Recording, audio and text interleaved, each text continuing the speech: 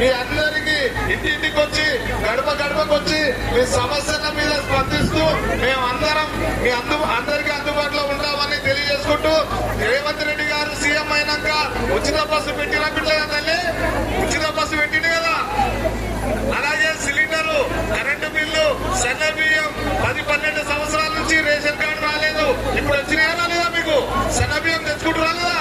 మరి ఇవన్నీ అవుతున్నాయి. ఇవాళ దీంతో పాటు మీరు అడిగినవన్నీ కావాలంటే కాంగ్రెస్ పార్టీ అధికారంలోకి రావాలి తల్లి. కాంగ్రెస్ ఇప్పుడు అన్నకు పల్లెటి రామరెడ్డి అన్నకు జూమ్ మీటింగ్ ఉందట, పోవాలంట. ఇప్పుడు మనకు ఈ రోజే మున్సిపల్ ఇన్ఛార్జ్ గా నియమితులై మొట్టమొదట కల్వకుర్తి పట్టణానికి విచ్చేసినందుకు మన మున్సిపల్ ఎన్నికల ఇన్ఛార్జ్ మల్లెటి రామరెడ్డి అన్నకు కల్వకుర్తి పట్టణ ప్రజల తరఫున హృదయపూర్వక స్వాగతం పలుకుతూ ఇప్పుడు అన్న పెద్దలు మల్లెటి రామరెడ్డి అన్నను మాట్లాడవలసిందిగా కూర్చున్నాం. కాంగ్రెస్ గట్టిగా చెప్పాలమ్మా, ముఖ్యమంత్రికి నవాడాలమ్మా, ఊరోళ్ళంతా నన్ను పిలుస్తురని. జై కాంగ్రెస్, జై కాంగ్రెస్. చేతి గుర్తుకే, చేతి గుర్తుకే. మీ అందరికీ నమస్కారం. అదేవిధంగా ఈనాటి సభ అధ్యక్షులు మరి ఆనంద్ గారు, ఈ కార్యక్రమానికి ముఖ్య అతిథిగా చేసిన పెద్దలు, సోదరులు, గౌరవనీయులు స్థానిక శాసనసభ్యులు కసిరెడ్డి నారాయణ రెడ్డి గారు, అదేవిధంగా కల్వకుర్తి మున్సిపాలిటీలో పోటీ చేస్తున్న అభ్యర్థులందరికీ పేరు పేరున ముందుగా నా నమస్కారాలు తెలియజేసుకుంటూ, అదేవిధంగా టౌన్ అధ్యక్షులు, బ్లాక్ కాంగ్రెస్ ప్రెసిడెంట్ గారు, మైనార్టీ ప్రెసిడెంట్ గారు, పెద్దలందరికీ మరొకసారి పేరు పేరున నమస్కారం తెలియజేస్తున్నా. ముఖ్యంగా మీరు ఒక్కసారి ఆలోచించాలి. గతంలో 10 సంవత్సరాలు వాళ్ళ అధికారంలో ఉండి మన ప్రాంతంలో ఒక్క రూపాయి కూడా డబ్బులు తీసుకొచ్చి మన ప్రాంతంలో పనులు చేయలేదు. మన ముఖ్యమంత్రి రేవంత్ రెడ్డి గారు అయినాక మన రాష్ట్రంలో ప్రతి నియోజకవర్గానికి 200 కోట్ల రూపాయలు ఇచ్చే అభివృద్ధి పనులు చేసిన మాట వాస్తవమని ఈ సందర్భంగా నేను మనవి చేస్తా ఉన్నా. అందుకనే ఇప్పుడు ఎన్నికలు రాగానే చాలా మంది వస్తారు, ఈ గల్లీలకైనొకరు ఆ గల్లీలకైనొకరు వచ్చి నీకు పింఛన్లు రాలేడు లేకపోతే ఇంకోటి రాలేదు అని అడుగు అంటారు తప్ప మనం ఇస్తున్న కార్యక్రమాల్లో వాళ్ళకంటే 4 గింతలు ఇవాళ ప్రజా సంక్షేమ కార్యక్రమాలు చేస్తుంటే కూడా వాళ్లకు కళ్ళు కనబడతలేవని ఈ సందర్భంగా మనవి చేస్తున్నా. ఈ రోజు ఎన్నికలైన 24 గంటల్లో మరి ఫ్రీ బస్ ఇస్తే ప్రతి తల్లి, ప్రతి అక్క, ప్రతి చెల్లి ఒక్కొక్కరు కనీసం నెలకు 2-3 వేల రూపాయల బస్సులలో తిరుగుతున్నారు, ఒక్క రూపాయి ఖర్చు పెట్టకుండా. మరి అవన్నీ మనం ప్రభుత్వం ఇచ్చినట్టు కాదా? అందుకనే గతంలో 1100 ఉన్న సిలిండర్ 500 రూపాయలకు ఇస్తున్నారు. గతంలో 10 సంవత్సరాలు అధికారంలో ఉండి ఒక్క ఇల్లు కూడా ఇవ్వకపోతే ఇప్పుడు 3500 ఇండ్లు ఈ నియోజకవర్గానికి ఇవ్వడం జరిగింది. మన శాసనసభ్యులు ఇంకా కొట్లాడుతున్నారు. రేపు నిన్ననే ముఖ్యమంత్రి గారు చెప్పారు, రేపు ఏప్రిల్ నుంచి మళ్ళా 7000 ఇండ్లు ఇవ్వబోతున్నారు. అందుకని ప్రతి డివిజన్ లో కూడా మీరు మన అభ్యర్థులను గెలిపియండి. ఒక్కొక్క డివిజన్ కు 50-60 ఇండ్లు వచ్చే విధంగా మరి మన ఎమ్మెల్యే గారు ముఖ్యమంత్రి తోటి మాట్లాడి స్పెషల్ గా ఇక్కడికి ఇండ్లు తేవడానికి అవకాశం ఉంటుంది అని ఈ సందర్భంగా మనవి చేస్తున్నా. అంతేకాకుండా మరి మొత్తమే ఇవ్వక ముందు అయితే ఎవరికైతే జాగున్నదో వాళ్లకు 5 లక్షల రూపాయలు ఇచ్చి ఇండ్లు కట్టుకోమన్నారు. ఈ 2వ విడత ఇచ్చేటప్పుడు జాగా లేని వాళ్ళకు కూడా 70 గజాల భూమి ఇచ్చి ఇల్లు ఇవ్వబోతున్నారని ఈ సందర్భంగా నేను మనవి చేస్తున్నా. అందుకని మీరు దయచేసి ఒక్కసారి ఆలోచించండి. ప్రతి వార్డులో ప్రతి కౌన్సిలర్ మనల్ని గెలిస్తే వాళ్ళు కొట్లాడి ఎమ్మెల్యే గారి దగ్గరకు పోతారు, ఎమ్మెల్యే గారు ముఖ్యమంత్రి గారి దగ్గరకు పోయి మరి నిధులు తేనికే అవకాశం ఉంటుంది.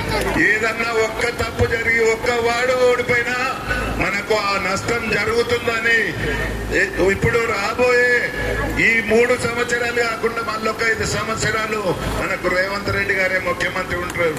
కాబట్టి మన ప్రాంతం ప్రాంతంలో పుట్టి పెరిగిన బిడ్డ ముఖ్యమంత్రి అయిందంటే ఈ ప్రాంతం అభివృద్ధికి ఎన్ని అవకాశాలు ఉంటాయో ఒక్కసారి ఆలోచన చేయండి.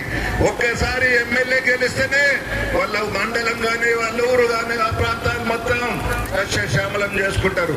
అలాంటిది ఇక్కడ మనకు ముఖ్యమంత్రి స్వయాన రాష్ట్ర ముఖ్యమంత్రి ఉన్నాడు కాబట్టి మరి మన ప్రాంతం అభివృద్ధి చెందడానికి, మరి మన మున్సిపాలిటీ అభివృద్ధి చెందడానికి ఎన్నో అవకాశాలు ఉంటాయి. మీరు దయచేసి ఒక్కసారి అర్థం చేసుకోండి. మనం ప్రతి కౌన్సిలర్ గెలిచే విధంగా మీరు పోరాటం చేయండి. మీరు ఇచ్చే బలం ముఖ్యమంత్రి గారు ఇంకా కష్టపడి నా కల్వకుర్తికి ఏది అడుగుతుందో ఇవ్వాలన్న ఉద్దేశంతో ఈ ప్రాంతం అంతా సస్యశ్యామలం అవుతుందని ఈ సందర్భంగా చేస్తా ఉన్నా. అందుకనే ఇవాళ మనకు ఏవైతే వస్తున్నాయో ఎవరు మాట్లాడాడు రానట్ల గురించి పట్టుకొని కొండందల్లి కనబట్టినట్టు మరి ఉంటారు. అందుకనే ఈ రాష్ట్రంలో గతంలో వాళ్ళు చేసిన అరాచకాలు, ₹1 70 సంవత్సరాలు కాంగ్రెస్ ప్రభుత్వం ఉంటే ₹1 అప్పు లేకుండా మన రాష్ట్రం ఏర్పడ్డది. అలాంటిది 8 లక్షల కోట్ల రూపాయలు అప్పు చేసి ఆడ కుప్ప పెట్టారు. అయినా సరే మన ముఖ్యమంత్రి గారు కష్టపడి రోజుకు 18 గంటలు కష్టపడి మాకు అన్ని సంక్షేమ పథకాలు ఇస్తూనే మన ప్రాంత అభివృద్ధి గురించి నిధులు శాంక్షన్ చేస్తుందంటే మనం అర్థం చేసుకోవాలి. ఇవాళ ప్రతి నియోజకవర్గానికి మీరు ఎక్కడ చూసినా, మేము అన్ని నియోజకవర్గాలు తిరుగుతాం కాబట్టి మాకు తెలుసు, ఎక్కడ చూసినా ప్రతి నియోజకవర్గానికి ఈ 2 సంవత్సరాలలో 200 కోట్లు యావరేజ్ గా ఇవ్వడం జరిగిందని ఈ సందర్భంగా మనవి చేస్తున్నా. అందుకనే మన ముఖ్యమంత్రి ఉన్నాడు, మన ప్రాంత బిడ్డ ముఖ్యమంత్రి ఉన్నాడు కాబట్టి మీరు ఒక్కొక్కరు మీ ఓటే కాదు, మీరు ఒక్కొక్కరు 10 ఓట్లు మీ చుట్టాలు ఉండని, మీకు తెలిసిన వాళ్ళు ఉండని మున్సిపాలిటీలో వాళ్ళందరినీ ఇంటింటికి పోయింది బతిలాడండి. మన ప్రాంత బిడ్డ ముఖ్యమంత్రి ఉన్నాడు, మన అభివృద్ధి జరుగుతుంది, మనం ఓట్లేద్దామని చెప్పాల్సిందిగా మీ అందరినీ కోరుతా ఉన్నానని ఈ సందర్భంగా మనవి చేస్తా ఉన్నాం. అందుకనే మనం ఒక్కసారి ఆలోచించండి. కాంగ్రెస్ ప్రభుత్వం అంటేనే పేద ప్రజలకు ఏది అవసరమో అది చేసేది. మరి గతంలో 10 సంవత్సరాలు వాళ్ళ అధికారంలో ఉన్నారు, ఒక్క రేషన్ కార్డు ఇవ్వలే, ఒక్కరికి పెండ్లైన వాళ్ళకు ఆ రేషన్ కార్డులు ఇంక్లూడ్ చేయలే. మరి గతంలో దొడ్డు బియ్యం ఇచ్చేది, మనం ₹40 ప్రభుత్వం ఖర్చు పెట్టి మనం కొనిస్తే మనం అందరం ₹10 అమ్ముకునేది. అవునా కాదమ్మా? ఈ రోజు ముఖ్యమంత్రి గారు అన్ని ఆలోచన చేసిండు. ఈ ప్రాంతంలో పుట్టి పెరిగిన బిడ్డగా మా ఊళ్ళకు మా మహిళలంతా మరి వలస కూలీలుగా పోతున్నారు. వాళ్ళకు పట్టడన్నమన్న మంచి బియ్యం ఇవ్వాలి, భోజనం చేయాలన్న ఉద్దేశంతో సన్న బియ్యం కార్యక్రమాన్ని తీసుకొచ్చారు. సన్న బియ్యం కార్యక్రమం తేవటమే కాకుండా మరి ప్రతి నియోజకవర్గంలో 25 నుంచి 30 వేల మందికి రేషన్ కార్డులు కానీ రేషన్ కార్డులో పేర్లు లేని వాళ్ళని ఇంక్లూడ్ చేయడం కానీ జరిగిందని ఈ సందర్భంగా మీకు మనవి చేస్తున్నా. అందుకని ఇన్ని కార్యక్రమాలు చేస్తుంటే మనం ముఖ్యమంత్రి గారికి తోడుగా ఉండకపోతే మనం అర్థం ఉండదని ఈ సందర్భంగా మనవి చేస్తూ, మరి నాకు ఈ అవకాశం కల్పించిన మీ అందరికీ మరొక్కసారి పేరున నమస్కారం తెలియజేసుకుంటూ సెలవు తీసుకుంటున్నాను.